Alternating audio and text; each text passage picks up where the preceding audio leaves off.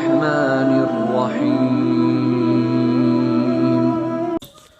محترم بزرگوں اور دوستو، آج کل ہم میں سے بہت سے لوگ ایک شکایت کرتے ہیں کہ ہم اللہ سے بہت دعا کرتے ہیں لیکن ہماری دعا قبول نہیں ہوتی۔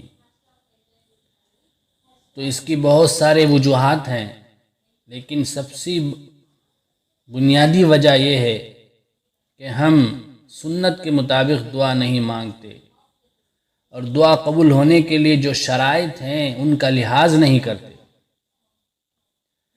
جیسے ایک ڈاکٹر کسی بیمار کو دوا دیتا ہے اور اس کے ساتھ ساتھ کئی چیزوں سے پرہیز کرنے کا حکم دیتا ہے۔ اگر بیمار ان پر عمل کرے گا تو وہ تندرست ہو جائے گا، دوا کا اسے فائدہ ہوگا۔ لیکن اگر بیمار ان تجویزوں پر عمل نہ کرے، جتنی چاہے دوا استعمال کرتا رہے، لیکن وہ دعا مفید نہیں ہوگی، کام نہیں آئے گی۔ ٹھیک اسی طرح دعا کے قبول ہونے کے لیے بھی چند شرائط ہیں جو قرآن اور حدیث سے ثابت ہیں۔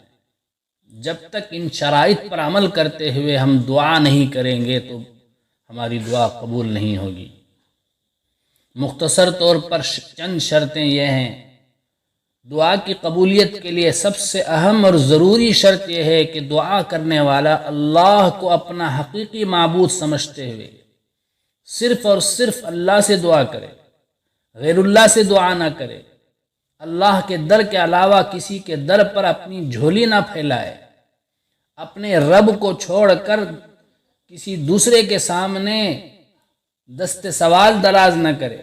جیسے کہ اللہ تعالیٰ کا ارشاد ہے، فَادْعُوا اللَّهَ مُخْلِصِينَ لَهُ الدِّينَ، تم خالص اور صرف اسی کی عبادت کرتے ہوئے اسے پکارو۔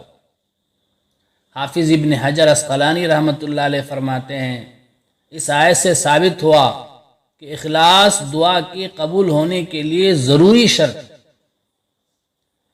دوسری شرط حرام سے پرہیز۔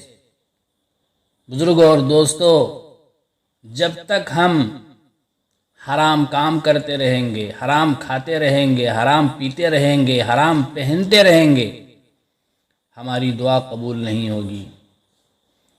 حضرت ابو ہریرہ رضی اللہ تعالیٰ عنہ سے منقول ہے، نبی اکرم صلی اللہ علیہ وسلم نے فرمایا، ایک آدمی لمبا سفر طے کرتا ہے، اس کی حالت یہ ہے کہ اس کے بال بکھرے ہوئے ہوتے ہیں، چہرہ خاک آلود ہے، چہرے میں غبار ہے، اور وہ آسمان کی طرف ہاتھ پھیلا کر کہتا ہے، اے رب اے رب، حالانکہ اس کا کھانا حرام ہے، اس کا پینا حرام کا ہے، اس کا لباس حرام کا ہے، اور حرام ہی سے اس کی پرورش ہوئی ہو، تو پھر اللہ اس کی دعا کو کیسے قبول کرے؟ دعا کے قبول ہونے کے لیے تیسری شرط یہ ہے کہ توبہ کر لے۔ یعنی دعا کرنے والا دعا کرے اور ساتھ میں گناہ کے کام بھی کرتا رہے، یا ان سے توبہ نہ کرے تو ایسے شخص کی دعا بھی اللہ کے یہاں قبول نہیں ہوگی۔ اس لیے دعا کرنے والے کو چاہیے کہ اللہ سے اپنے گناہوں کی پہلے معافی مانگے، توبہ استغفار کرے۔ جیسے کہ حضرت ہود علیہ السلام نے اپنی قوم سے کہا، یا قوم استغفروا ربکم ثم توبوا الیہ یرسل السماء علیکم مدرارا وَيَزِدْكُمْ قُوَّةً إِلَىٰ قُوَّتِكُمْ وَلَا تَتَوَلَّوْا مُجْرِمِينَ۔ میری قوم کے لوگو، تم اپنے پالنے والے سے اپنے گناہوں کی معافی مانگو، اس کے دربار میں توبہ کرو تاکہ وہ برسنے والے بادل تم پر بھیج دے، تمہاری طاقت پر اور طاقت بڑھا دے، اور تم گنہگار ہو کر روگردانی نہ کرو۔ دعا کے قبول ہونے کے لیے چوتھی شرط عاجزی اور انکساری ہے۔ دعا مانگتے وقت ہمیں چاہیے کہ ہم اللہ کے سامنے عاجزی اور انکساری کا اظہار کریں۔ اللہ پاک فرماتے ہیں، ادعوا ربکم تضرعا وخفیا، تم اپنے پروردگار سے گڑ گڑا کر اور چپکے سے دعا مانگو۔ دعا کے قبول ہونے کے لیے پانچویں شرط یہ ہے کہ دعا میں ہم کسی بھی قسم کی زیادتی نہ کریں۔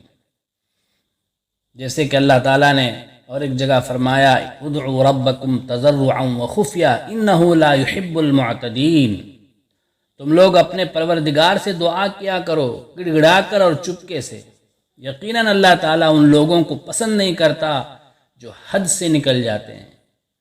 بزرگوں، دعا میں زیادتی کی کئی شکلیں ہیں۔ مثال کے طور پر حرام اور ناجائز چیزوں کے لیے دعا کرنا، مثلا یہ دعا کرنا کہ اے اللہ مجھے شراب پلا دے،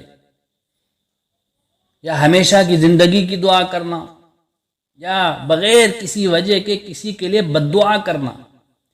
تو دعا کے وقت میں ایسی تمام زیادتیوں سے ہمیں پرہیز کرنا چاہیے۔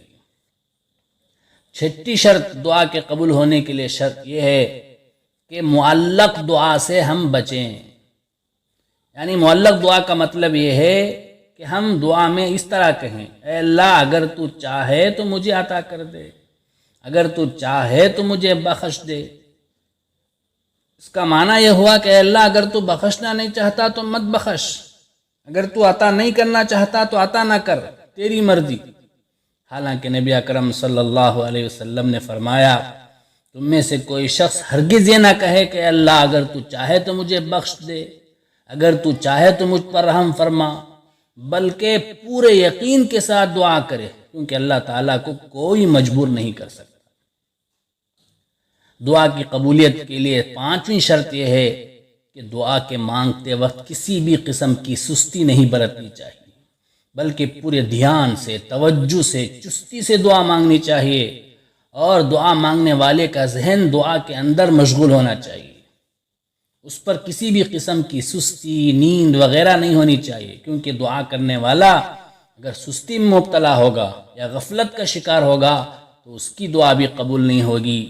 اسی لیے اللہ کے نبی صلی اللہ علیہ وسلم نے فرمایا ادعوا اللہ وانتم موقنون بالاجابہ، اللہ سے اس یقین کے ساتھ دعا مانگو کہ اللہ ضرور دعا قبول کرے گا، اور یاد رکھو کہ اللہ تعالیٰ کسی غافل اور لاپرواہ دل سے نکلی دعا کو قبول نہیں فرماتے۔ تو یہ شرائط ہیں، ان کے بغیر اگر ہم دعا کریں گے تو ہماری دعائیں کہاں سے قبول ہوں گی۔ اس لیے ہم میں سے ہر ایک کو چاہیے کہ سب سے پہلے ہم اپنے اندر ان شرائط کو پیدا کریں، اس کے بعد اللہ کے دربار میں مانگے تو انشاءاللہ ضرور ضرور ہماری مرادیں، ہماری چاہتیں، ہماری منتیں سب پوری ہو جائیں گی۔ اللہ تعالی ہمیں عمل کی توفیق عطا فرمائے۔